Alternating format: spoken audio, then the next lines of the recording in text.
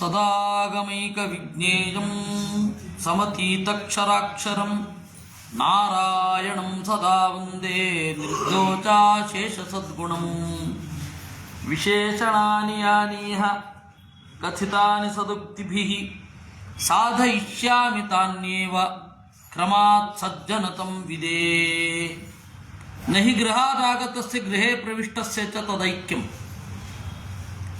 ಈ ಐಕ್ಯ ಒಂದಾಗೋದು ಅನ್ನೋದು ಬಹಳ ಬ್ರಾಡ್ ಮೈಂಡೆಡ್ ಥಿಂಕಿಂಗ್ ಅಂತ ಎಲ್ಲರ ಭ್ರಮೆ. ಮಧ್ವಾಚಾರ್ಯರು ಸಂಕುಚಿತ ದೃಷ್ಟಿಯವರು.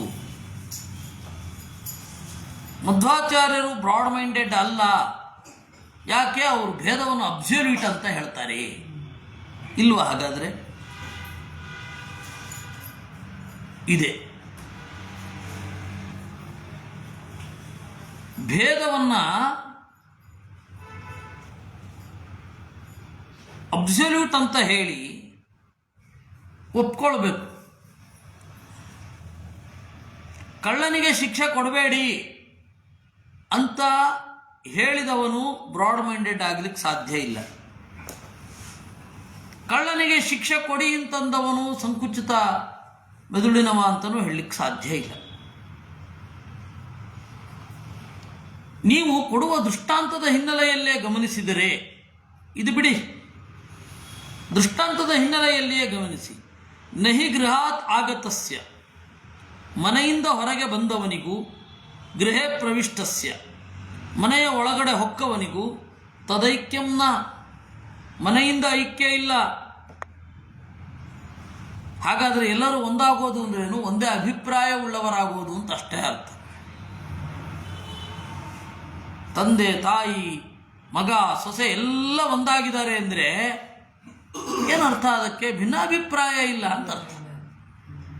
ಅವ್ರ ಭೋಗ ಇವ್ರ ಭೋಗ ಒಂದೇ ಅಂತ ಅರ್ಥವೇ? ಅಲ್ಲರಿ, ನೀವು ಲೌಕಿಕ ದೃಷ್ಟಾಂತದ ಮೂಲಕ ಇದನ್ನು ನಿರಾಕರಣೆ ಮಾಡ್ತಾ ಇರೋದು. ವೇದ ಹೀಗಿಲ್ಲ. ವೇದ ಹೇಗಿದೆ? ತಾ ಸಮುದ್ರಾತ್ ಸಮುದ್ರಮೇವಾಪಿಯಂತಿ ಸ ಸಮುದ್ರ ಏವ ಭವತಿ ಇತ್ಯತ್ರಾಪಿ ಭೇದ ಏವೋಚ್ಯತೆ. ವೇದ ಹೇಗಿದೆ? ತಾಹ, ಆ ನದಿಗಳು ಸಮುದ್ರದಿಂದ ಸಮುದ್ರಕ್ಕೆ ಸಾಗುತ್ತವೆ, ಸಮುದ್ರವೇ ಆಗುತ್ತದೆ ಅಂತಿದೆ. ಸಮುದ್ರದಿಂದ ಸಮುದ್ರಕ್ಕೆ ಸಾಗೋದು ಅಂದರೆ ನದಿಗಳೆಲ್ಲ ಸಮುದ್ರಕ್ಕೆ ಬಂದು ಸೇರ್ತವೆ. ಆ ಸಮುದ್ರದಲ್ಲಿರುವ ನೀರನ್ನು ಮೋಡ ಹೀರತ್ತೆ. ಆ ಮೋಡ ಬಂದು ಮತ್ತು ಅದೇ ನದಿಗೆ ಬಿಡತ್ತೆ. ಇದು ಕ್ರಮ. ಮತ್ತು ಅದೇ ಸಮುದ್ರಾತ್ ಸಮುದ್ರಮೇವಾಪಿಯಂತಿ ಸ ಸಮುದ್ರ ಏವ ಭವತಿ, ಅದು ಹೊಕ್ಕಾಗ ಸಮುದ್ರವೇ ಆಗಿರುತ್ತೆ.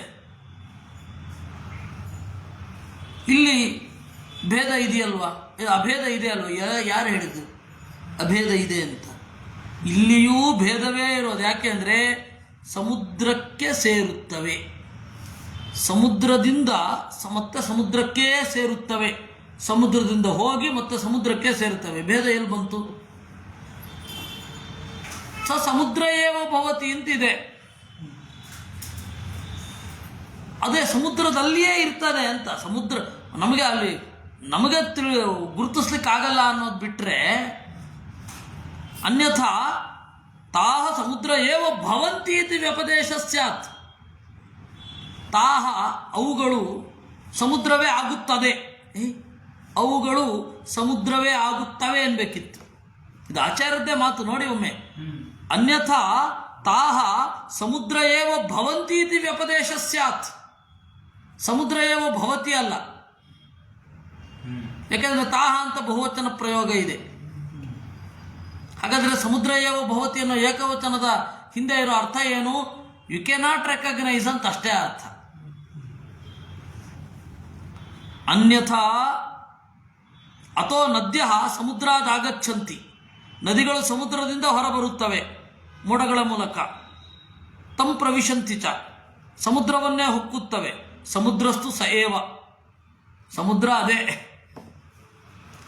ನೈತಾಸಾಂ ಸಮುದ್ರತ್ವಂ ಭವತಿ, ಆ ನೀರು ಹೊರಬಂದ ಮೇಲೆ ಅದು ಸಮುದ್ರ ಆಗಬೇಕಿತ್ತು, ಅದನ್ನು ಸಮುದ್ರ ಅಂತಾರೆ ಯಾರಾದರೂ? ಮಳೆ ಅಂತಾರೆ. ನದಿಗೆ ಬಿದ್ದರೆ ನದಿ ನೀರು ಅಂತಾರೆ, ಬಾವಿಯಲ್ಲಿದ್ದರೆ ಬಾವಿ ನೀರು ಅಂತಾರೆ. ಓಹ್, ಈ ಸಮುದ್ರಕ್ಕೆ ಹೋಗಿ ಸಮುದ್ರ ಆಗಿ ಸುರಿತು ಅಂತ ಯಾವನಾದರೂ ಹೇಳ್ತಾನೆ? ಯಾರು ಹೇಳಲ್ಲ. ಯಾಕೆಂದರೆ ಅದಕ್ಕೆ ಸಮುದ್ರತ್ವ ಇಲ್ಲ, ಆ ಗುಣವೇ ಇಲ್ಲ. ನಹಿ ಭಿನ್ನಾನಾಂ ನದೀಜಲ ಪರಮಾಣೂನಾಂ ಸಮುದ್ರಾಣುಭಿ ಐಕ್ಯಂ ಯುಜ್ಯತೆ. ನದೀಜಲ ಪರಮಾಣುಗಳು ಬೇರೆ ಬೇರೆಯಾಗಿಯೇ ಇರುತ್ತೆ, ಯಾವುದೇ ಕಾರಣಕ್ಕೂ ಒಂದಾಗೋದಿಲ್ಲ. ಸಮುದ್ರದ ಪರಮಾಣುಗಳೊಂದಿಗೆ ನದೀ ಜಲದ ಪರಮಾಣು ಒಂದಾಗ್ಬಿಡುತ್ತಾ? ಆ ಅಣು ಬೇರೆ, ಈ ಅಣು ಬೇರೆನೆ.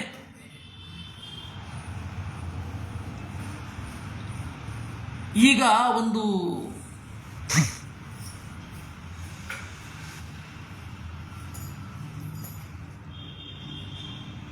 ಒಂದು ವಿಜ್ಞಾನದ ಶಾಖೆ ಇದೆ.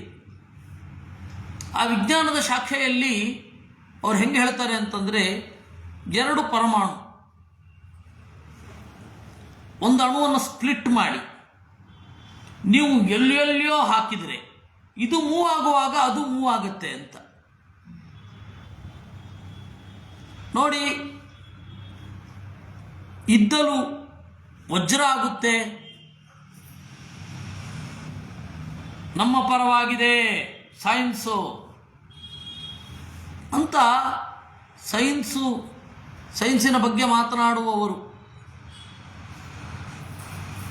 ತಮ್ಮ ಸಿದ್ಧಾಂತವನ್ನು ಪ್ರೂವ್ ಮಾಡಿಕೊಳ್ಳಿಕ್ಕೆ ಇದನ್ನು ಹೇಳ್ತಾರೆ. ಇದು ವಾಸ್ತವವಾ? ವಾಸ್ತವ ಅಲ್ಲ. ಯಾಕೆ ಅಂದರೆ ಅದಿನ್ನೂ ಪ್ರೂವ್ ಆಗಿಲ್ಲ.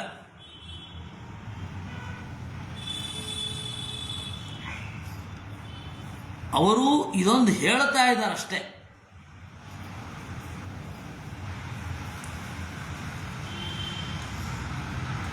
ಆಮೇಲೆ ಅವರ ದೈನಂದಿನ ಜೀವನದಲ್ಲಿ ಈ ತರಹದ ಯಾವುದೇ ಅಭೇದದ ಪರಿಣಾಮಗಳು ಆಗಿಲ್ಲ, ಸುಮ್ಮನೆ ಹೇಳ್ತಾ ಇದ್ದಾರೆ ಅಷ್ಟೆ. ಅದಕ್ಕೆ ನಾವು ತಲೆ ಕೆಡಿಸ್ಕೊಳ್ಬೇಕಾದ ಅಗತ್ಯವೂ ಇಲ್ಲ. ಆದರೆ ವಾಸ್ತವವಾಗಿ ಒಂದೇ ಆದರೆ ನಮಗಿಲ್ಲಿ ಇರುವಂತಹ ಒಂದು ಪ್ರಶ್ನೆ, ಸಮುದ್ರಾಣುಗಳು ಮತ್ತು ನದೀ ಜಲ ಪರಮಾಣುಗಳು ಒಂದೇನಾ? ಸಾಧ್ಯವೇ ಇಲ್ಲ, ಆಗೋದೇ ಇಲ್ಲ. ತಥಾಸತಿ ಮಹಾಜನ ತಮಿತವು ಪ್ರವಿಷ್ಟಾನಾಂ ಜಿತ್ರಾಣಾಂ ತದೈಕ್ಯಂ ಸ್ಯಾತ್. ಗುಂಪಿನಲ್ಲಿ ಹೋದವರು, ಗುಂಪಿನೊಳಗೆ ಹೋದ 2-3 ಜನ ಗುಂಪೇ ಆಗ್ಬಿಡ್ಬೇಕು. ಗುಂಪು ಅಂದರೆ ಬೇರೆ ಬೇರೆ ಜನರ ಸಮೂಹವೇ ವಿನಃ ಗುಂಪು ಅಂದ್ರೇ ಒಂದು ಅಲ್ಲ. ಅದೇ ರೀತಿ ಇದು ಕೂಡ ಪರಮಾಣುವಿನ ವಿಚಾರದಲ್ಲಿಯೂ ಅದೇ, ನದೀ ಜಲ ಪರಮಾಣು, ಸಮುದ್ರದ ಪರಮಾಣುವಿನ ವಿಚಾರದಲ್ಲಿಯೂ ಅದೇ, ದೇವರ ವಿಚಾರದಲ್ಲಿಯೂ ಅದೇ, ಮೋಕ್ಷದ ವಿಚಾರದಲ್ಲಿಯೂ ಅದೇ, ಜೇನಿನ ವಿಚಾರದಲ್ಲಿಯೂ ಅದೇ.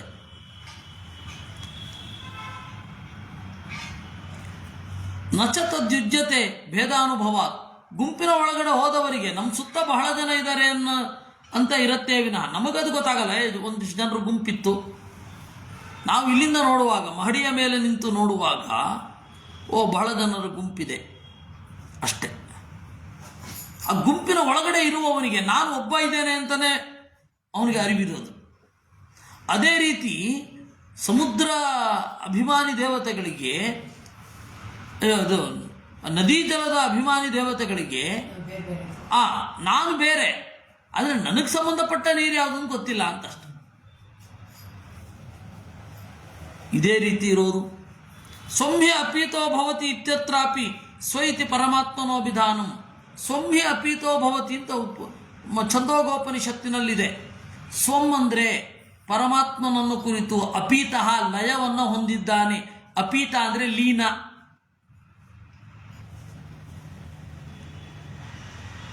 ಸ್ವ ಅಂದರೆ ಪರಮಾತ್ಮ.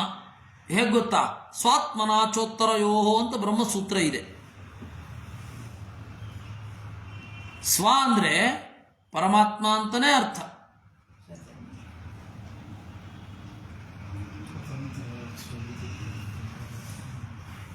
ಸ್ವಾತಂತ್ರ್ಯಾತ್ ಸ್ವ ಇತಿ ಪ್ರೋಕ್ತಃ ಆತ್ಮಾಯಂ ಚಾತ ತತ್ವತಃ ಬ್ರಹ್ಮಾಯಂ ಗುಣಪೂರ್ಣತ್ವಾತ್ ಭಗವಾನ್ ವಿಷ್ಣುರವ್ಯಯಃ ಇತಿ ಹಿ ಪರಮೋಪನಿಷದೀ. ದೇವರನ್ನ ಯಾಕೆ ಸ್ವ ಅಂತ ಕರೀತಾರೆ? ಸ್ವಾತಂತ್ರ್ಯ ಇರೋದ್ರಿಂದ. ದೇವರನ್ನ ಆತ್ಮ ಅಂತ ಕರೀತಾರೆ. ಆತತತ್ವತಃ ಎಲ್ಲ ಕಡೆ ವ್ಯಾಪಿಸಿದ್ದಾನೆ. ಆದ್ದರಿಂದ ಆತತ ಮಾ ಆತ್ಮ, ಎಲ್ಲೆಡೆ ಹರಡಿದ ಬುದ್ಧಿಯವನು ಆತ್ಮ. ದೇವರನ್ನ ಬ್ರಹ್ಮ ಅಂತ ಕರೀತಾರೆ, ಗುಣಪೂರ್ಣ ಆಗಿರೋದ್ರಿಂದ. ಹೀಗೆ ಪರಮೋಪನಿಷತ್ತಿನಲ್ಲಿ ಹೇಳ್ತಾರೆ. ಪರಮೋಪನಿಷತ್ತು ಇದೆಯಾ ಇಲ್ವಾ ತಲೆ ಕೆಡಿಸ್ಕೊಳ್ಬೇಡಿ ನೀವು. ಆ ನಿರ್ವಚನ ಇದೆ, ಅರ್ಥ ಪರ್ಫೆಕ್ಟಾಗಿ ಕೊಡುತ್ತೆ, ಯುಕ್ತಿಯುಕ್ತವಾಗಿದೆ. ಅಪೀತ ಇತ್ಯಪಿ ಪ್ರವೇಶ ಮಾತ್ರ ಸ್ವಮಿತಿ ದ್ವಿತೀಯ ನಿರ್ದೇಶಾತ್.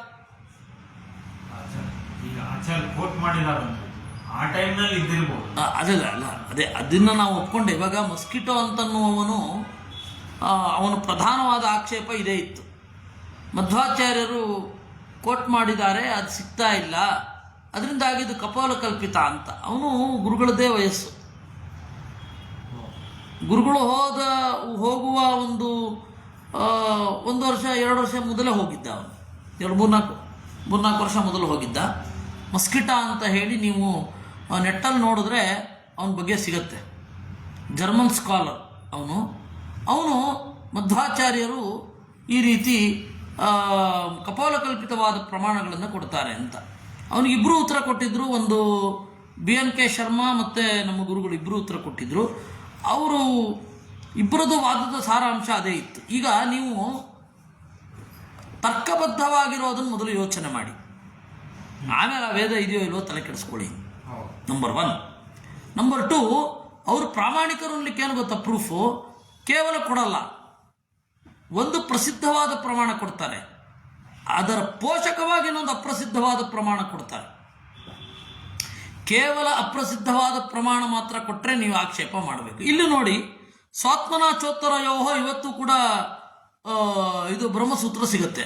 ಅದಕ್ಕೆ ನೀವು ಇದಲ್ಲದೆ ಬೇರೆ ಅರ್ಥ ಮಾಡಲಿಕ್ಕೆ ಆಗೋದೇ ಇಲ್ಲ. ಆಮೇಲೆ ಇಲ್ಲಿ ಪರಮೋಪನಿಷತ್ತಿನಲ್ಲಿ ಇದು ಅಪ್ರಸಿದ್ಧವಾದ ಪ್ರಮಾಣ. ಇಲ್ಲಿ ಸ್ವ ಅಂತ ದೇವ್ರನ್ನ ಯಾಕೆ ಕರೀತಾರೆ, ಆತ್ಮ ಅಂತ ಯಾಕೆ ಕರೀತಾರೆ, ಬ್ರಹ್ಮ ಅಂತ ಯಾಕೆ ಕರೀತಾರೆ ಅಂತ. ಇದರಲ್ಲೂ ಬ್ರಹ್ಮ ಅಂತ ಯಾಕೆ ಕರೀತಾರೆ ಅಂತನ್ನುವಾಗ ನಿಮಗೆ ಇದು ಬೃಹಂತೋ ಯಸ್ಮಿನ್ ಗುಣ ಅಂತ ಹೇಳಿ ಉಪನಿಷತ್ತು, ಇನ್ನೊಂದು ಉಪನಿಷತ್ತು, ಅದು ಪ್ರಸಿದ್ಧವಾದ್ದೇ. ಇನ್ನು ಆತ್ಮಾಯಂ ಚಾತತತ್ವತಃ ಅಂತ ಹೇಳಿದ್ರೆ ಅದು ಬ್ರಹ್ಮಸೂತ್ರದಲ್ಲಿ ಆತ್ಮೇರಿತು ಉಪಗಚ್ಚಂತಿ ಗ್ರಾಹಯಂತಿ ಚ. ಆದ್ದರಿಂದಾಗಿ ಮಧ್ವಾಚಾರ್ಯರು ಒಂದು ಪ್ರಸಿದ್ಧವಾದ ಪ್ರಮಾಣವನ್ನು ಕೊಡ್ತಾರೆ, ಅದರ ಜೊತೆಗೆ ಅಪ್ರಸಿದ್ಧವಾದ ಪ್ರಮಾಣವನ್ನು ಕೊಡ್ತಾರೆ. ಅಪ್ರಸಿದ್ಧ ಪ್ರಮಾಣ ಒಪ್ಕೊಳ್ಳದೆ ಹೋದ್ರು ಪ್ರಸಿದ್ಧ ಪ್ರಮಾಣ ಒಪ್ಕೊಳ್ಳಿಕ್ಕೆ ನಿನ್ನ ಗಂಟೇನು, ನಿನಗೆ ಐಡಿಯಾನೇ ಇಲ್ಲ ಅಂತ ಹೇಳಿ ಇಬ್ಬರು ಬೈದಿದ್ದಾರೆ. BNK ಶರ್ಮಾ ಅವರ ಒಂದು ಇಂಗ್ಲೀಷಿನ ಪ್ರೌಢಿಮೆ ಅದು ಗೊತ್ತೇ ಇದೆ ನಿಮಗೆ, ಅದನ್ನೇನು ಏನು ಹೇಳಬೇಕಾಗಿಲ್ಲ. ಬಹಳ ಚೆನ್ನಾಗಿ ಉತ್ತರ ಕೊಟ್ಟರು. ಈ ಅಂತಾರಾಷ್ಟ್ರೀಯ ಮಟ್ಟದಲ್ಲಿ ಮಧ್ವಾಚಾರ್ಯರ ಬಗ್ಗೆ ಏನೇ ಆಕ್ಷೇಪ ಬರ್ತಾ ಇದ್ರೂ ಕೂಡ ಉತ್ತರ ಕೊಡ್ತಾ ಇದ್ದವರು ಅವರು.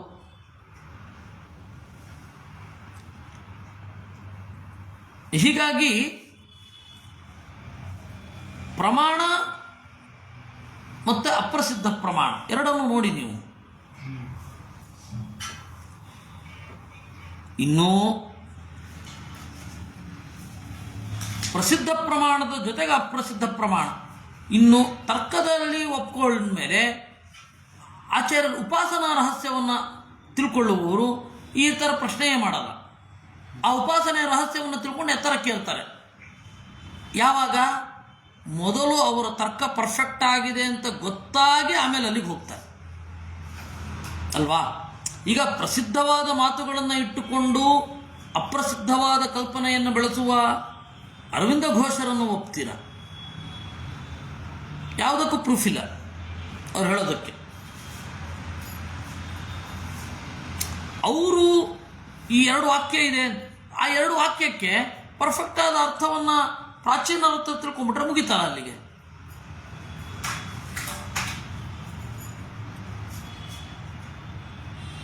ಅಷ್ಟೇ ಸಾಕು. ಆದರೆ ಪ್ರಾಚೀನರ ಅರ್ಥ ತಿಳ್ಕೊಂಡಿಲ್ಲ, ಆದ್ದರಿಂದಾಗಿ ಅವರು ಬಹಳ ಅರ್ಥಗಳನ್ನು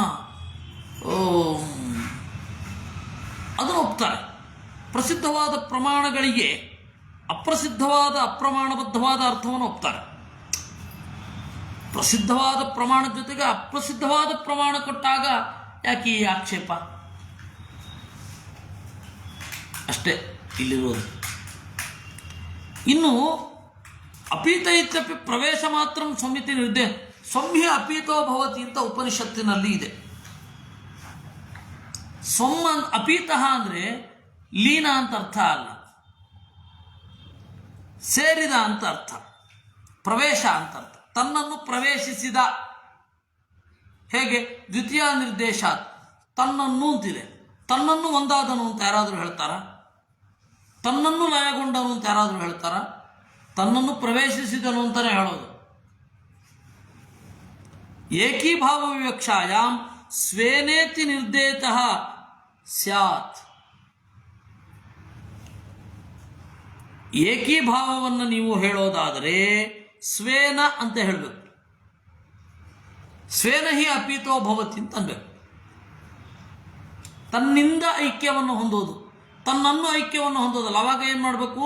ತನ್ನನ್ನು ಸೇರುವುದು ಅಂದರೆ ಪ್ರವೇಶ ಮಾಡುವುದು ಅಂತ ಅರ್ಥ. ಅದರಿಂದ ನೀವು ಜೀವಾಭೇದ ಪರವಾಗಿ ಮೊದಲನೇ ದೃಷ್ಟಾಂತದಲ್ಲಿರುವ ಸಂಹಿ ಅಪೀತೋ ಭವತಿ ಅಂತನ್ನೋದನ್ನು ಒಪ್ಪಲಿಕ್ಕಾಗಲ್ಲ. ಅದಕ್ಕೆ ಆ ಮೊದಲದ್ದು ಪಕ್ಷಿ ದೃಷ್ಟಾಂತವನ್ನು ಕೊಟ್ಟರು. ಯಥಾ ಪಕ್ಷಿ ಸೂತ್ರೇಣ ಪ್ರಬುದ್ಧ ದಿಶಂ ದಿಶಂ ಪತಿತ್ವ ಅನ್ಯತ್ರ ಆಯತನ ಮಲಬ್ಧ್ವಾ ಬಂಧನವೇವೋಪಾಶ್ರಯತೆ ಅಂತನ್ನುವಾಗ ಅಲ್ಲಿ ಸ್ವಮಪೀತೋ ಭವತಿ ಅಂತಿದೆ. ಅಲ್ಲಿ ಏನರ್ಥ?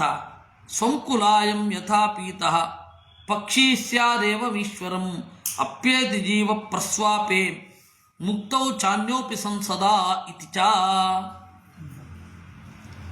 ಹಕ್ಕಿ ಎಷ್ಟೇ ಹಾರಾಡಿದರೂ ಕೂಡ ತನ್ನ ಗೂಡಿಗೇ ಸೇರಬೇಕು. ಅದರಂತೆ ಜೀವ ಅವನ ಅರಿವಿಲ್ಲದೆ, ಅವನ ಬಗ್ಗೆ ಗೊತ್ತಿಲ್ಲದೆ ಎಷ್ಟೇ ಬೈದರೂ ಕೂಡ ಪ್ರಸ್ವಾಪೆ ಗಾಢವಾದ ನಿದ್ರೆಯಲ್ಲಿ ದೇವರ ಹತ್ತಿರವೇ ಇರಬೇಕು. ಜೀವನಾದವನು ಗಾಢವಾದ ನಿದ್ರೆಯಲ್ಲಿ ಯಾಕೆ ಅಷ್ಟು ಆನಂದದಿಂದ ಇರ್ತಾನೆ ಅಂದರೆ ಆನಂದಮಯನಾದ ದೇವರ ಸನ್ನಿಧಾನ ಇರೋದ್ರಿಂದ. ಆ ನಿದ್ರೆಗಾಗಿ ಕಾತರಿಸಿ ಅಲ್ವಾ ಮಾತ್ರೆ ತಗೊಳ್ಳೋದು. ಆದ್ದರಿಂದ ದೇವರು ಆನಂದಮಯ, ಅವನ ಹತ್ರ ಹೋಗಬೇಕು. ಹೇಗೆ ಈ ಹಕ್ಕಿ ಬೇರೆ ಬೇರೆ ಕಡೆ ಹಾರಿ ಸಾಗದೆ ಸೋತು ಆ ಗೂಟದ ಹತ್ತಿರವೇ ಬರುವ ಹಾಗೆ ಜೀವ ಎಷ್ಟೇ ಬೈಬಹುದು. ಜಾಗೃತ ಅವಸ್ಥೆಯಲ್ಲಿ, ಬೇಕಾದ್ರೆ ಸ್ವಪ್ನಾವಸ್ಥೆಯಲ್ಲಿಯೂ ಬೈಬಹುದು.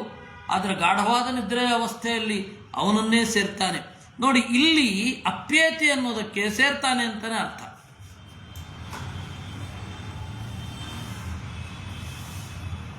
ಆ ಸೇರೋದು ಅವನಿಗೆ ಗೊತ್ತಿರಲ್ಲ, ಅದರಿಂದಾಗಿ ಅದು ಲಯ ಸಮ.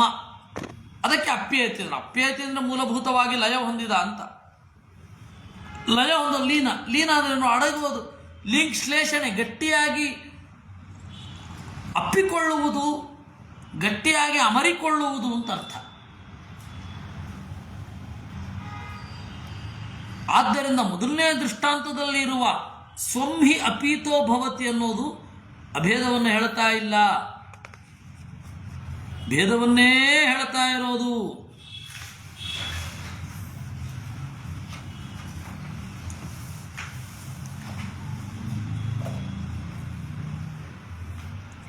ನಿಮಗೆ ಆ ಸಮಪೀತೋ ಭವತಿ ಅಂತ ಹೇಳಿದ್ದಾರೆ. ಅದರ ಮಾತು ಹಿಂದೆ ಮುಂದೆ ಇತ್ಯಾದಿಗಳೆಲ್ಲ ಸ್ಪಷ್ಟ ಆಗಬೇಕು ಅಂತನ್ನುವಾಗ ಸ್ವಾತ್ಮನಾಚೋತ್ತರಯೋಹೋ ಅಂತ ಭಾಷ್ಯ ಇದೆ. ಆ ಸ್ವಾತ್ಮನಾಚೋತ್ತರಯೋಹೋ ಅಂತನ್ನೋದನ್ನು ನಾವು ಹಿಂದೆ ಮುಂದೆ ನೋಡೋದಾದರೆ ನೋಡಿ, 83ನೆಯ ಪೇಜ್ ಅಲ್ಲಿ ಈ ರೀತಿ ಇರುತ್ತೆ.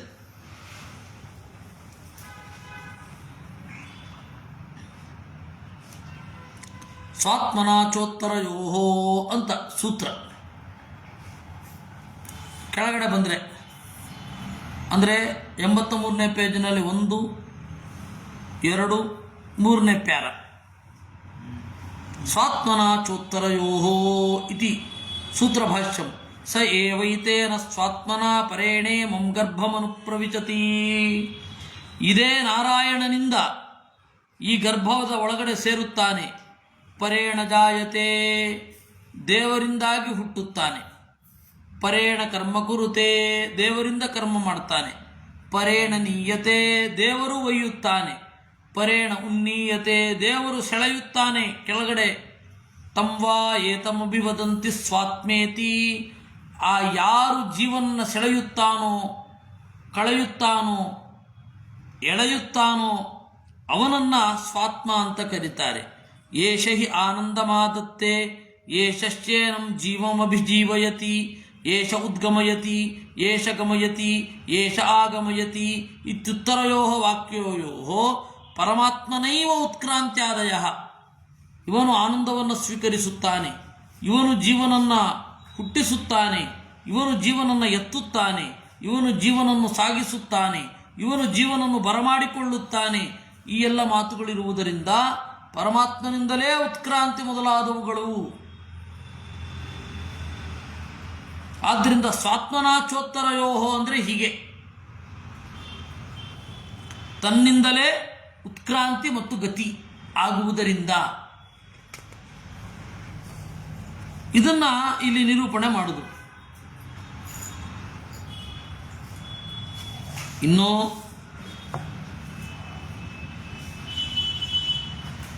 ಏವಮೇವ ಖಲು ಸೌಮ್ಯೇದಂ ಮನೋದಿಚಂ ದಿಚಂ ಪತಿತ್ವ ಅನ್ಯತ್ರ ಆಯತನಮಲಬ್ಧ್ವಾ ಪ್ರಾಣಮೇವೋಪಶ್ರಯತೆ ಅಂತಿದೆ. ದೃಷ್ಟಾಂತ ಹೇಳಿದ್ರು. ಯಥಾ ಪಕ್ಷಿ ಸೂತ್ರೇಣ ಪ್ರಬದ್ಧ ಅಂತ ದೃಷ್ಟಾಂತ.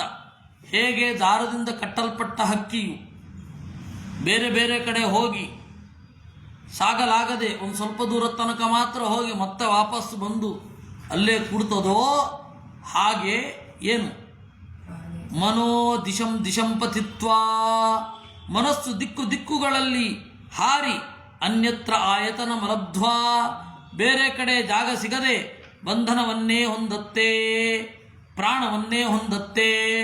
ಇಲ್ಲಿ ಮನಸ್ಸು ಅಂದರೆ ಜೀವ, ಪ್ರಾಣ ಅಂದರೆ ಪರಮಾತ್ಮ.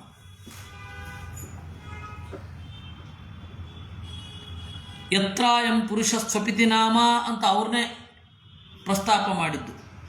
ಇಲ್ಲಿ ಮಲಗಿದರೆ ಹಿತ ಅನ್ನುವ ನಾಡಿಯಲ್ಲಿ ದೇವರಿರ್ತಾನೆ. ಆ ಹಿತ ಅನ್ನುವ ನಾಡಿಯಲ್ಲಿ ದೇವರ ಸಮೀಪ ಇದ್ದರೆ ಅವನನ್ನು ಮಲಗಿದ್ದಾನೆ ಅಂತ ಕರೀತಾರೆ. ಅದರಿಂದಾಗಿ ಮನಃ ಪ್ರಸ್ತುತರಾದವರಿಬ್ಬರೇ. ಅದರಿಂದಾಗಿ ಇಲ್ಲಿ ಮನಃ ಅಂತಂದರೆ ಜೀವ, ಪ್ರಾಣ ಅಂದರೆ ನಾರಾಯಣ. ಮನ ಇಲ್ಲಿ ಏವಮೇವ ಖಲು ಅಂತ ಕೋಟ್ಸಲ್ಲಿ ಕೊಟ್ಟಿದ್ದಾರೆ. ಹೌದು, ಉಪನಿಷತ್ತು. ಹೌದು, ಅದೇ ಅದು ವಿಪರೀತ ದೊಡ್ಡದಿದೆ. ಇದರ ಪರಿಚಯ ಒಂದು 3-4 ಮಾತುಗಳನ್ನು ಮಾತ್ರ ತಗೊಂಡಿದ್ದಾರೆ ಇವರು. ಆಮೇಲೆಲ್ಲ ಎಷ್ಟು ಬೇಕೋ ಅಷ್ಟು ಆ ತರಹ ಹೋಗಿದೆ.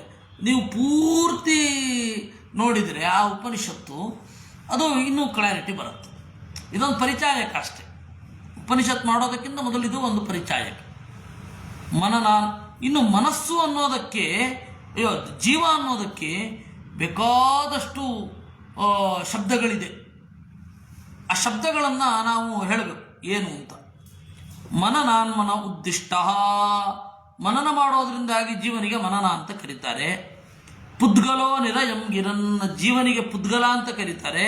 ಯಾಕೆಂದರೆ ನಿರಯಂ ಗಿರನ್, ಪುತ್ ಅಂದರೆ ನರಕ, ನರಕವನ್ನು ನುಂಗುವವ. ಯಾಕೆಂದರೆ ತಪ್ಪು ಮಾಡಿ ನರಕದಲ್ಲಿರುವ ದುಃಖವನ್ನು ನುಂಗುವವ. ಆದ್ದರಿಂದ ಜೀವನಿಗೆ ಪುದ್ಗಲ ಅಂತ ಕರೀತಾರೆ. ಕರ್ಮಾನುಶಯನಾಚ್ಚೈವ ಸಂಸಾರಿಯನುಶಯೀ ಸ್ಮೃತಃ, ಕರ್ಮಕ್ಕೆ ಅನುಗುಣವಾಗಿ ಆಯಾ ಜಾಗದಲ್ಲಿ ಸೇರಿಕೊಳ್ಳುವುದರಿಂದ ಜೀವನನ್ನು ಅನುಶಯಿ ಅಂತ ಕರೀತಾರೆ. ಹೀಗೆ 3 ಶಬ್ದಗಳು, ಮನಃ, ಪುದ್ಗಲ, ಅನುಶಯಿ ಅಂತ.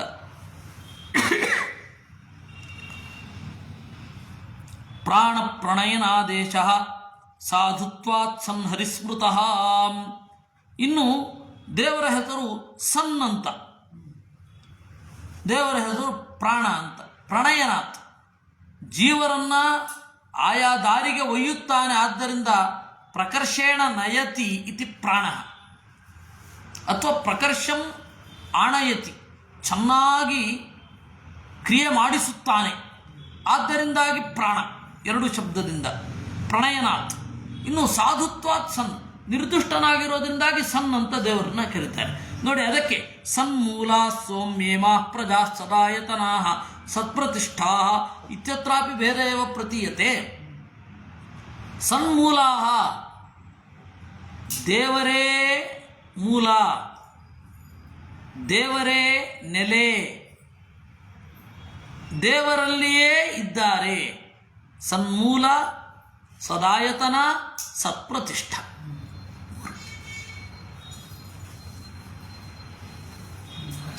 ಅಕ್ಕಿ ಅಕ್ಕಿ ದಾರ ಕಟ್ಟಿದ ಅಕ್ಕಿ, ಆಮೇಲೆ ಗೂಟ, ಇದೆರಡಕ್ಕೆ ಅಭೇದ ಹೇಗೆ ಅಂತ ಅವ್ರು ಕಲ್ಪನೆ ಮಾಡಿ ಅವರ ಅವ್ರು ಹೇಳಲ್ಲ, ಅವ್ರು ಹೇಳಲ್ಲ. ಮತ್ತೆ ಅದು ತತ್ವಮಸಿ ಹೇಗೆ- ಅಲ್ಲ, ತತ್ವಮಸಿ ಮಾತ್ರ ತಗೋತಾರಲ್ಲ ಅವರು. ಅದು ಅದು ತಗೊಳ್ಳೋದೇ ಇಲ್ಲ. ಇಲ್ಲ ಇಲ್ಲ, ಅಲ್ಲ, ಅದೇ ಪ್ರಾಬ್ಲಮ್ ಆಗುತ್ತೆ. ಚೆರ್ರಿ ಪಿಕ್ಕಿಂಗ್ ಇದೇ ಪ್ರಾಬ್ಲಮ್ ಆಗಿರೋದು. ಇವಾಗ ಆಚಾರ್ಯರ ನಿಜವಾದ ದಾರಿಯಲ್ಲಿ ಸಾಗುವವರು ಚೆರ್ರಿ ಪಿಕ್ಕಿಂಗ್ ಮಾಡಲ್ಲ. ಹಾಗಾದರೆ ಚೆರ್ರಿ ಪಿಕ್ಕಿಂಗ್ ಮಾಡಿದ್ದು ಒಂದು ಗೊತ್ತಾಗಲಿಲ್ಲ. ಇನ್ನೊಂದು, ಒಂದು ಜನ ಈ ಪಾರಿಭಾಷಿಕವಾದ ಪದಗಳಿಗೆ ತಪ್ಪು ಕಲ್ಪನೆ ಮಾಡ್ಕೋತಾರೆ. ನಾವು ಬೇರೆ ಅಂತ ಹೇಳಿದ ಕೂಡಲೇ ಜಗಳಾಡಿ ಅಂತ ಹೇಳಿದೀವ, ಅವ್ರು ಒಂದೇ ಅಂತ ಹೇಳಿದ ಕೂಡಲೇ ಇಲ್ಲಿಯೂ ಒಂದೇ ಅಂತ ಅರ್ಥನ. ಈ ಎರಡು ಅರ್ಥ ಆಗೋಲ್ಲ ಜನಕ್ಕೆ. ಭೇದ ಅಂತ ಹೇಳಿದ್ರೆ ನಮ್ಮಿಬ್ಬರದ್ದು ಬೇರೆ ಎಂಟಿಟಿ ಅಂತ ಅರ್ಥ ಇದೆಯಷ್ಟೇ ವಿನಃ ಜಗಳಾಡಿ ಅಂತಲ್ಲ. ಜನ ಏನು ಅನ್ಕೊಳ್ತಾರೆ, ಎಲ್ಲ ಒಂದೇ ಅಂತ ಹೇಳೋದೇನಿದೆ ಅದು ಜನರೆಲ್ಲ ಒಪ್ಪಿರುವಂತಹ ಮಾರ್ಗ. ಎಲ್ಲಿಯೂ ತಾರತಮ್ಯ, ಡಿಸ್ಕ್ರಿಮಿನೇಷನ್ ಇಲ್ಲ ಅಂತ. ತಾರತಮ್ಯ ಅನ್ನೋದು ಡಿಸ್ಕ್ರಿಮಿನೇಷನ್ ಅಂತ ಅರ್ಥ ಮಾಡಿಕೊಂಡು ಆ ಅಜ್ಞಾನದಿಂದ ನೀವೆಲ್ಲ ತಗೊಂಡಿರೋದು. ಮೈನ್ ಪ್ರಾಬ್ಲಮ್ ಆಗಿರೋದಲ್ಲಿ ನೀವೀಗ ಅವರು ಪಂಚವಾಕ್ಯ ಮಾತ್ರ ಪ್ರಮಾಣ ಅಂತಾರೆ, ಅಥವಾ 4 ವಾಕ್ಯ ಮಾತ್ರ ಪ್ರಮಾಣ. ಐತದಾತ್ಮ್ಯಮಿದಂ ಸರ್ವಂ ತತ್ವಮಸಿ ವಿಜ್ಞಾನಂ ಬ್ರಹ್ಮ ಅಹಂ ಬ್ರಹ್ಮಾಸ್ಮಿ ನೇಹ ನಾನಾಸ್ತಿ ಕಿಂಚನ. ಕೆಲವರು ಐತದಾತ್ಮ್ಯಮಿದಂ ಸರ್ವಂ ಬಿಡ್ತಾರೆ, ಆಗ 4 ಆಗುತ್ತೆ. ಇದು ಕೇವಲ ಇಷ್ಟು ಮಾತ್ರ ತಗೊಂಡ್ರೆ ಏನು ಸಿದ್ಧಯ್ಯ ಆಗುವಲ್ಲ. ಇವಾಗ ಎಲ್ಲ ಉದಾಹರಣೆಗಳಿಗೂ ಸಮಂಜಸವಾಗಿ ಆಚಾರ್ಯರು ಕೊಟ್ಟಿದ್ದಾರೆ. ಕೊಟ್ಟೆ ಉಪನಿಷತ್ ಭಾಷ್ಯ ಓದ್ತಾ ಇರೋರು ಯಾರು? ಆಚಾರ್ಯರು ಈ ಉಪನಿಷತ್ತನ್ನೇ ಹೇಳ್ತಾ ಇರೋರು ಯಾರು? ಅದಕ್ಕೆ ಅದು ಕಪೋಲ ಕಲ್ಪಿತ ಅಂತ ಹೇಳ್ಬಿಟ್ಟ. ಅಲ್ಲ, ಒಂದು ಎರಡನೆಯದ್ದು ಉಪನಿಷತ್ತನ್ನೇ ನೋಡ್ತಾ ಇಲ್ಲ. ಹಾಗೆ ಶಂಕರರ ಭಾಷ್ಯಕ್ಕೆ ಹೋದ್ರೂ ಕೂಡ ಅಲ್ಲಿ ಬೇರೆನೇ ಅರ್ಥ ಇದೆ. ಈ ತರಹ ತತ್ವಮಸಿನ ಜನಪ್ರಿಯವಾದ ಅರ್ಥ ಏನಿಲ್ಲ ಅಲ್ಲಿ. ಸೊ ಪಾಪ್ಯುಲರ್ ಕೋಟಿನಿಂದ ನೀವು ಇದು ಹೀಗೆ ಅಂತ ಶಂಕರರನ್ನೋ ಮಧ್ವರನ್ನೋ ಅಳಿಲಿಕ್ಕಾಗಲ್ಲ. ಅದಕ್ಕೆ ನಾನು ಈ ಯಾವುದೇ ಈ ತರಹದ ಮಧ್ವಮತ ಅಂದರೆ ಏನು, ತೀರಾ ಪಟ್ಟ ಅಂತೇನು ಹೇಳ್ತಾರೆ, ಅದಕ್ಕೆ ಏನು ಜಾಸ್ತಿ ತಲೆ ಕೆಡಿಸ್ಕೊಳ್ಬೇಡಿ ಅದ್ರ ಬಗ್ಗೆ ಅಂತ ಹೇಳೋದು. ಮಧ್ವಮತ ಹರಿತರ್ವೋತ್ತಮ ಜೀವೋತ್ತಮ ಪಂಚಭೇದ ಸತ್ಯ ಅಂತಾರೆ.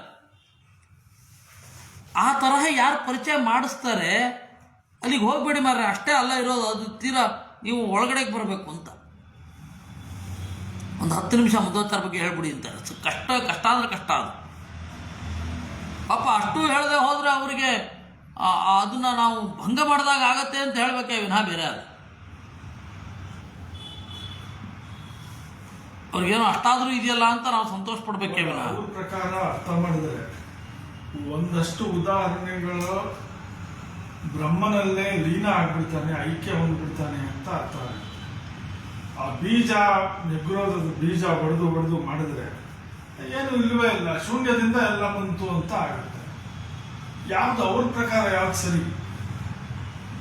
ನನಗೆ ಛಂದೋಗ ಭಾಷ್ಯ ಈಗ ನೆನಪಾಗ್ತಾ ಇಲ್ಲ. ಅಂದರೆ ಶಂಕರರ ಛಂದೋಗ ಭಾಷ್ಯ ನೆನಪಾಗ್ತಾ ಇಲ್ಲ. ಅದನ್ನು ಹೇಳ್ತೇನೆ ಮಾತ್ರ. ಇನ್ನು ಹೇಳಬೇಕು ಅಂತ ಇದೆ. ಭಾಷ್ಯವನ್ನು ಹೇಳುವಾಗ ಅದನ್ನೆಲ್ಲ ಹೇಳಬೇಕು ಅಂತ ಇದೆ, ಹೇಳ್ತೇನೆ. ಆದರೆ ಒಂದು ಮಾತ್ರ ಸತ್ಯ, ನನಗೆ ಆ ವಾಕ್ಯಗಳು ಪಕ್ಕ ಅಷ್ಟೇ ಪರ್ಟಿಕ್ಯುಲರಾಗಿ ನೆನಪಾಗ್ತಾ ಇಲ್ಲ. ಆದರೆ ಅವರು ಅಲ್ಲಿ ಅದನ್ನು ಹೇಳಲಿಲ್ಲ. ಅಹಂ ಬ್ರಹ್ಮಾಸ್ಮಿ ಅನ್ನೋಲ್ಲ, ಅವರು ಆ ಮಾತು ಹೇಳಲಿಲ್ಲ. ಬೃಹದಾರಣ್ಯಕ ಭಾಷ್ಯದಲ್ಲಿ ಹೋದಾಗ ಆ ಅರ್ಥ ಹೇಳಲಿಲ್ಲ ಅವರು ಅಹಂ ಬ್ರಹ್ಮಾಸ್ಮಿ ಅನ್ನೋದಕ್ಕೆ. ನಾನು ಈ ವಾಕ್ಪ್ರತಿಯೋಗಿತಾಗಿ ಹೋಗ್ತಾ ಇದ್ನಲ್ಲ, ಆವಾಗ ವಿದ್ಯಾರ್ಥಿ ದಶೆಯಲ್ಲಿ, ಅಲ್ಲ ಈಗ ವಿದ್ಯಾರ್ಥಿ ದಶೆಯಲ್ಲಿ ಇಲ್ಲ ಅಂತಲ್ಲ, ಸುಧಾಮಂಗಳಕ್ಕಿಂತ ಪೂರ್ವದಲ್ಲಿ ಅಂತ ಇಟ್ಕೊಳ್ಳಿ. ವಿದ್ಯಾಪೀಠದಲ್ಲಿ ಓದ್ತಾ ಇದ್ದಾಗ ಅಹಂ ಬ್ರಹ್ಮಾಸ್ಮಿ ಅಂತ ಒಂದು ವಾಕ್ಯಾರ್ಥ ಸಭೆ, ಯಾರೋ ಒಬ್ಬರು ವಿದ್ವಾಂಸರು ಅವರು ಹೋಗಿದ್ರು, ಅವ್ರ ಮಕ್ಕಳು ದತ್ತಿ ನಿಧಿಯನ್ನು ಇಟ್ಟಿದ್ರು. ಆ ದತ್ತಿ ನಿಧಿಯ ಹಿನ್ನೆಲೆಯಲ್ಲಿ ಮೈಸೂರಿಗೆ ಹೋಗಿದ್ದೆ. ಆ ಅಹಂ ಬ್ರಹ್ಮಾಸ್ಮಿ ಅಂತನ್ನುವ ಶಂಕರರ ಬೃಹದಾರಣ್ಯಕ ಭಾಷ್ಯದನ್ನೆಲ್ಲ ತಗೊಂಡು ಶಂಕರರೇ ಭೇದವನ್ನು ಹೇಳಲಿಲ್ಲ ಅಂತ ಹೋಗಿ ಸಾಧನೆ ಮಾಡಿಬಿಟ್ಟೆ. ನನಗೆ ಅದಕ್ಕೊಂದು ಬೆಂಬಲ ಇತ್ತು. ನಮ್ಮ ವಿದ್ಯಾಮಾನ್ಯರು ಆದಿಶಂಕರಾಚಾರ್ಯರು ಹೇಳಿದ ಭೇದವಾದ ಅಂತ ಒಂದು ಪುಸ್ತಕ ಬರೆದಿದ್ದಾರೆ.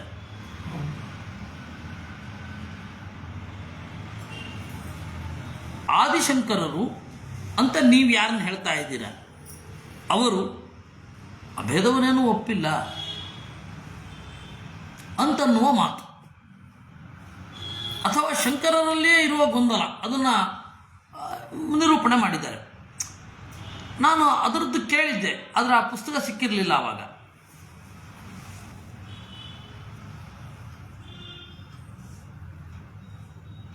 ಆ ಶಂಕರರ ಭಾಷ್ಯವನ್ನು ತೆಗೆದು ನೋಡಿ, ಬೃಹದಾರಣ್ಯಕ ಭಾಷ್ಯವನ್ನು, ಅದರಲ್ಲಿ ಏನು ಹೇಗಿದೆ ಅದನ್ನು ತೊಗೊಂಡೋಗಿ ಪ್ರೆಸೆಂಟ್ ಮಾಡಿದ್ದೆ. ಅವ್ರು ಗಾಬರಿ ಆಗೋಯ್ತು. ಯಾಕೆ ಅಂದರೆ ಅವರು ಓದ್ತಾ ಇರೋದು ನಮ್ಮಲ್ಲಿ ಇವಾಗ ಹೇಗೆ ತತ್ವವಾದ ಅಂತ ಹೇಳಿದ್ರೆ ನಾವು ಮಧ್ವರನ್ನ ಪ್ರಧಾನವಾದ ಭೂಮಿಕೆಯಲ್ಲೇ ತಗೊಳ್ಳೋಲ್ಲ ಹೇಗೆ, ಹಾಗೆ ಅವರಲ್ಲಿಯೂ ಅದೇ ಆಗಿರೋದು. ಇವಾಗ ನೀವು ಮಧ್ವಮತವನ್ನು ಪ್ರಮೇಯತ್ವವನ್ನು ನಿರೂಪಣೆ ಮಾಡಿ ಅಂದರೆ ವಾಕ್ಯಾರ್ಥ ಸಭೆ ನಡೆಯೋದು ನ್ಯಾಯಾಮೃತ ಮತ್ತು ಅದ್ವೈತ ಸಿದ್ಧಿ ನಡುವೆ, ಬೇರೆ ಅಲ್ಲ. ಈ ದ್ವೈತ ವಿಚಾರ ಅಂತ ಬೇರೆ ಹೇಳ್ತಾರೆ, ಅದನ್ನು ಬೇರೆ ಅಲ್ಲ. ಆ ರೀತಿ ಅಲ್ಲಿಯೂ ಕೂಡ ಆಗಿರೋದು. ಗಾಬರಿ ಆದರು, ಇಲ್ವಾ ಇಲ್ಲ ಇಲ್ಲ ಹಾಗೆ ಹೇಳಿಲ್ಲ ನನಗೆ, ಅದರಲ್ಲಿ 0 ಸುಟ್ಟು ಕಳಿಸಿದ್ರು ಅವರು. ಅದು ಬೇರೆ ಏನು ದೇವರ ದಯದಿಂದ ಹೋಗಿ ಬರೋ ಚಾರ್ಜ್ ಕೊಟ್ಟರು ಅಲ್ರಿ. ಅವಾಗ ಅವ್ರ ಪ್ರಕಾರ ಶೂನ್ಯ ಅಂತ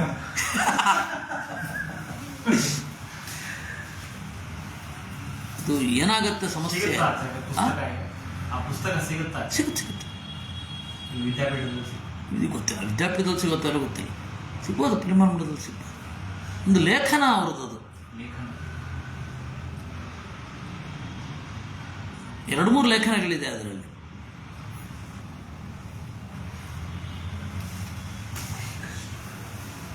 ಆ ಭಾಷ್ಯವನ್ನೇ ಸೀದಾ ಹೇಳುವಂಥದ್ದು. ನಾನು ಅದಕ್ಕೆ ಈ ಎಲ್ಲ ಹೇಳೋದು ನೋಡಿ, ನೀವು ನೇರ ಅಲ್ಲಿಗೆ ನೋಡಿ, ಅಲ್ಲಿಗೆ ಹೋಗಿ ಓದಿ, ಸೀದಾ ಅಲ್ಲೇ ಹೋಗಿ ಓದಬೇಕು. ಅಂದರೆ ಶಂಕರರನ್ನ ಓದಬೇಕು, ರಾಮಾನುಜರನ್ನ ಓದಬೇಕು, ರಾಮಾನುಜರನ್ನೇ ಓದಬೇಕು, ಮಧ್ವರನ್ನೇ ಓದಬೇಕು ಅಂತ ನಾನು ಹೇಳೋದು ಅದೇ ಉದ್ದೇಶಕ್ಕಾಗಿ. ಇಲ್ಲ ನಾವು ಇಲ್ಲಿ ಕೆಳಗಡೆ ಇಳಿದು ಬಂದು ಕೆಳಗಡೆ ಇಳಿದು ಬಿಟ್ಟಿರ್ತೀವಿ. ಹಾಗೆ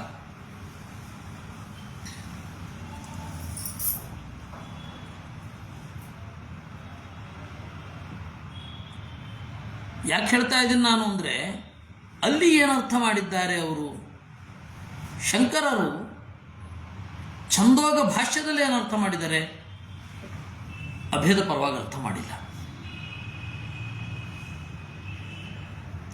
ರಾಮಾನುಜರದ್ದು ವೇದಾರ್ಥ ಸಂಗ್ರಹ ಅಂತ ಒಂದು ಪುಟ್ಟ ಪುಸ್ತಕ ಇದೆ. ಅವ್ರದ್ದು ಪ್ರತ್ಯೇಕ ಉಪನಿಷತ್ತುಗಳಿಗೆ ಅಂತ ಇಲ್ಲ.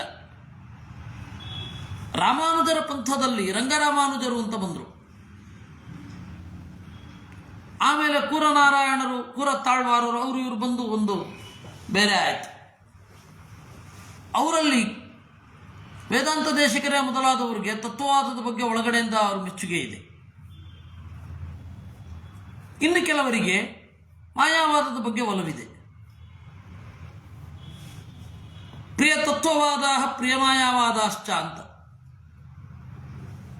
ಎರಡು ಕವಲಾಗೋಯ್ತು ಒಳಗಡೆಯಿಂದ. ಇವತ್ತು ಆರಾಮಾಗಿ ಪ್ರೆಸ್ ಮಾಡ್ಬೋದು ಅದನ್ನು. ಯಾರು ಅವರು ಒಳಗಡೆಯಿಂದ ಅಲ್ಲಿಗೆ ಒಲಿದಿರ್ತಾರೆ, ಇಲ್ಲಿ ಒಳಗಡೆಯಿಂದ ಹೇಗೆ ಇಲ್ಲಿಗೆ ಒಲಿದಿರ್ತಾರೆ ಅಂತ ಈಗೆಲ್ಲ ಆಗಿದೆ ಸಮಸ್ಯೆ.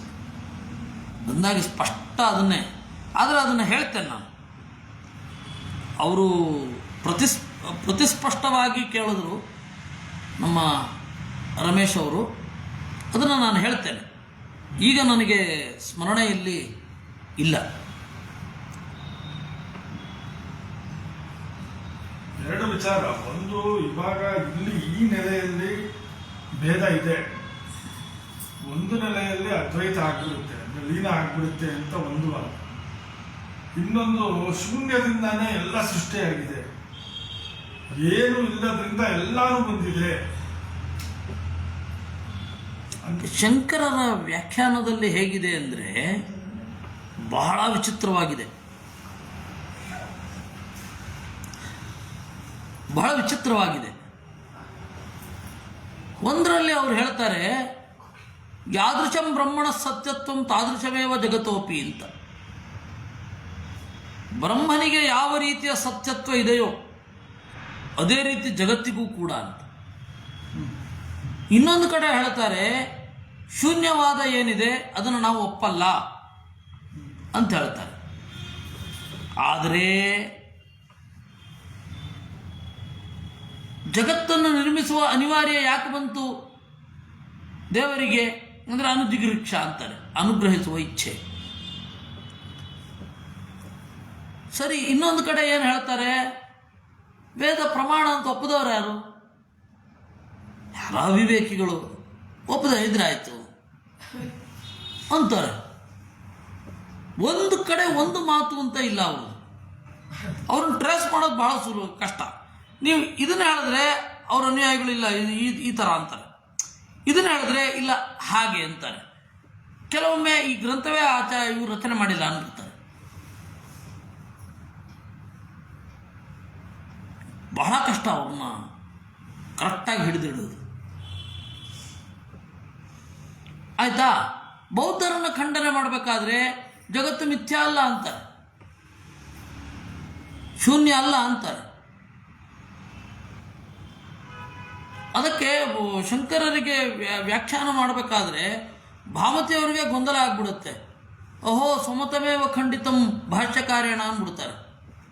ತಮ್ಮ ಮತವನ್ನು ತಾವೇ ಖಂಡನೆ ಮಾಡಿಕೊಂಡ್ರು ಅಂತ ಇದನ್ನು ಮಾಡುವಾಗ. ಅದಕ್ಕೆ ಭಾಮತಿಕಾರರನ್ನು ಒಪ್ಪಬಾರದು ಅಂತ ಹೇಳಿ ಹೊಳೆ ನರಸೀಪುರದ ಸ್ವಾಮಿಗಳು. ಯಾಕೆ ಅಂತಂದ್ರೆ ಅವರು ಶಂಕರರಿಗೆ ವಿರುದ್ಧವಾಗಿ ಹೇಳಿದ್ದಾರೆ. ಶುದ್ಧಾದ್ವೈತ ಪ್ರಕ್ರಿಯಾ ಭಾಸ್ಕರನ್. ಇಷ್ಟು ಗೊಂದಲ ಇದೆ ಅಂದರೆ ಅಷ್ಟು ಗೊಂದಲ ಇದೆ. ಅದರಿಂದ ನೀವು ಪಾದಕ್ಕೆ ಅಂತ ಕರೆದ್ರೆ ಈಗೋ ಹರಟಾಗಿ ಗಲಾಟೆ ಮಾಡ್ಲಿಕ್ಕೆ ಬರ್ತಾರೆ. ನೀವು ಅದೇ ಊಟ ಮಾಡ್ತಾ ತಿಂಡಿ ತಿಂತಾ ದೈನಂದಿನ ಕಷ್ಟಗಳಲ್ಲಿ ಸಮಭಾಗಿಯಾಗಿ ಕೇಳ್ತಾ ಬಂದರೆ ಲೋ ಒಂದು ಕಡೆ ಒಪ್ಕೊಂಡ್ಬಿಡ್ತಾರೆ. ಆಗಿರೋ ಪ್ರಾಬ್ಲಮ್ಮೇ ಅದು.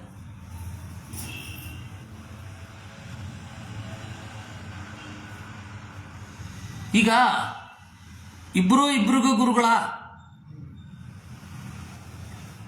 ಶಾಂಕರರ ಹತ್ತಿರ ಮಾಧ್ವರು ರಾಮಾನುಜಿಯರು ತರ್ಕಪಾಠ ಕೇಳಿರ್ತಾರೆ,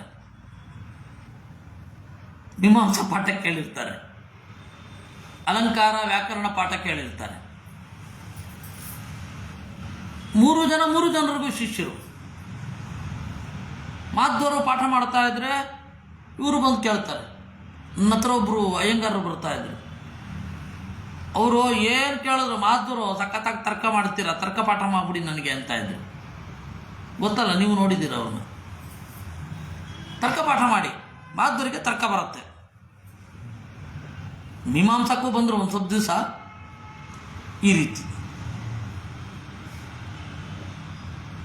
ಅಂದರೆ ಈ ಹೊರಗಡೆ ನ್ಯೂಟ್ರಲ್ ಸಬ್ಜೆಕ್ಟ್ಸ್ ಅಂತ ಏನಿದೆ, ತರ್ಕ, ವ್ಯಾಕರಣ, ಮೀಮಾಂಸ, ಎಲ್ಲರ ಹತ್ರ ಕೇಳಿದ್ದಾರೆ. ಅಂದರೆ ಆ ಮಟ್ಟಿನ ಸೌಹಾರ್ದ ಇದೆ. ಅವಾಗ ಜೈನರು ಕೇಳಿಲ್ವಾ, ಬೌದ್ಧರನ್ನು ಕೇಳಲಿಲ್ಲ. ನಿಯೋ ಬೌದ್ಧಿಷ್ಟರನ್ನು ನಂಬಲಿಕ್ಕೆ ಬರಲ್ಲ. ನಿಯೋ ಬೌದ್ಧಿಷ್ಟರು ಅಂದರೆ ಏನಿಲ್ಲ ಅಂತಾನೆ ಅರ್ಥ ಅವರಿಗೆ. ಅದರಿಂದಾಗಿ ಸೌಹಾರ್ದದಲ್ಲಿ ಕೇಳಿದರೆ ಎಲ್ಲೋ ಒಂದು ಕಡೆ ಹೌದು ಅಂತ ಒಪ್ಕೊಂಡ್ಬಿಡ್ತಾರೆ. ನಾವು ವಾಕ್ಯಾರ್ಥಕ್ಕೆ ಬನ್ನಿ ಸಭೆ ಮುಂದೆ ಅಂತಂದರೆ ಅಹಂಕಾರಕ್ಕೆ ಅದರತ್ತೆ ಕೂತ್ಕೊಳ್ತಾರೆ. ಅಲ್ಲ ಅಂತ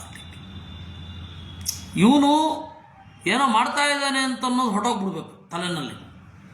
ಏನೋ ಇಂಪೋಸ್ ಮಾಡ್ತಾ ಇರೋ ನಮಗೆ ಅನ್ನೋದು, ಆ ತರಹ ನಮ್ಮ ಬಿಹೇವಿಯರ್ಸ್ ಇರಬೇಕು.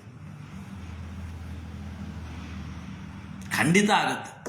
ಹಾಗೆ ಗೆದ್ದು ಗೆಲ್ಲಬೇಕು, ಹಾಗೆ ಸೋತು ಗೆಲ್ಲಬೇಕು. ಆ ಸೋತು ಗೆಲ್ಲೋದಿದೆಯಲ್ಲ, ಅದು ಬಹಳ ಜನರಿಗಾಗಲ್ಲ.